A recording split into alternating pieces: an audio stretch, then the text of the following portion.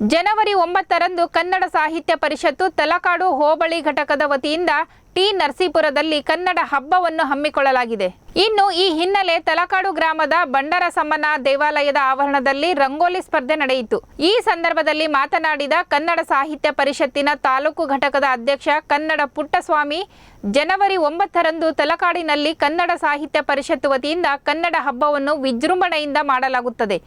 ಆ ದಿನ ಭರತನಾಟ್ಯ, ಕನ್ನಡ ಭಾಷೆ ಪ್ರೇಮ ಮೆರವ ರಸಮಂಜರಿ ಕಾರ್ಯಕ್ರಮ, ವಿವಿಧ ಕಲಾ ತಂಡಗಳ ಮೆರವಣಿಗೆ, ಮಧ್ಯಾಹ್ನದ ಊಟದ ವ್ಯವಸ್ಥೆ ಇರುತ್ತದೆ. ಇನ್ನು ಕಳೆದ ಸಾಲಿನ SSLC ಪರೀಕ್ಷೆಯಲ್ಲಿ ಕನ್ನಡ ಭಾಷೆಯಲ್ಲಿ 125ಕ್ಕೆ 100 ಅಂಕ ಗಳಿಸಿದ ವಿದ್ಯಾರ್ಥಿಗಳಿಗೆ ಸನ್ಮಾನ ಕಾರ್ಯಕ್ರಮ ಹಮ್ಮಿಕೊಳ್ಳಲಾಗಿದೆ ಎಂದು ಹೇಳಿದರು.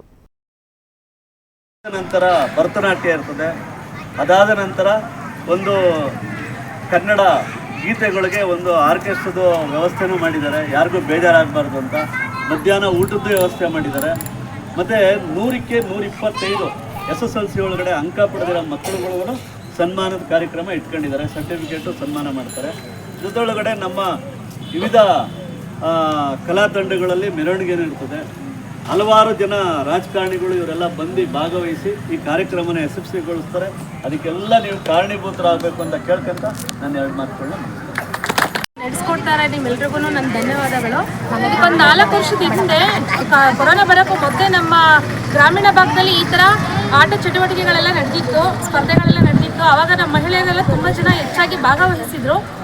ನಾನು ಪ್ರತಿ ವರ್ಷ ಅನ್ಕೋತಾ ಇದ್ದೆ, ನಮ್ಮೂರಲ್ಲಿ ನಮ್ಮ ಗ್ರಾಮದಲ್ಲಿ ಈ ಥರ ಎಲ್ಲ ಮಾಡಿದ್ರೆ ನಮ್ಮ ಮಹಿಳೆಯರಿಗೆ ಮನೆ ಒಳಗಡೆ ಇರೋ ಅಂಥವ್ರು ನಾವು ಹೊರಗಡೆ ಬಂದು ಭಾಗವಹಿಸಬೇಕು, ಮತ್ತು ಇದೇ ಥರ ನಮ್ಮ ಮಕ್ಕಳುಗಳಿಗೂ ಹೇಳ್ಕೊಡ್ಬೇಕು.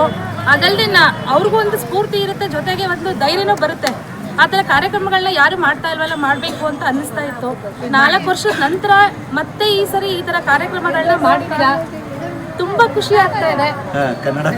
ಹೌದು, ಕನ್ನಡ ಸಾಹಿತ್ಯ ಪರಿಷತ್ತಿನವರು ಈ ಥರ ಕಾರ್ಯಕ್ರಮಗಳನ್ನ ಇನ್ನೂ ಹೆಚ್ಚು ಪ್ರತಿ ವರ್ಷ ಮಾಡಿ ಹೆಣ್ಮಕ್ಕಳನ್ನ ಮನೆಯಿಂದ ಹೊರತಂದು ಅವ್ರಿಗೂ ನಮ್ಮ ಪ್ರಪಂಚದ ಜ್ಞಾನ ಬರಬೇಕು, ಮತ್ತು ಇದರ ಹೆಚ್ಚು ಜಾಸ್ತಿ ಭಾಗವಹಿಸಿ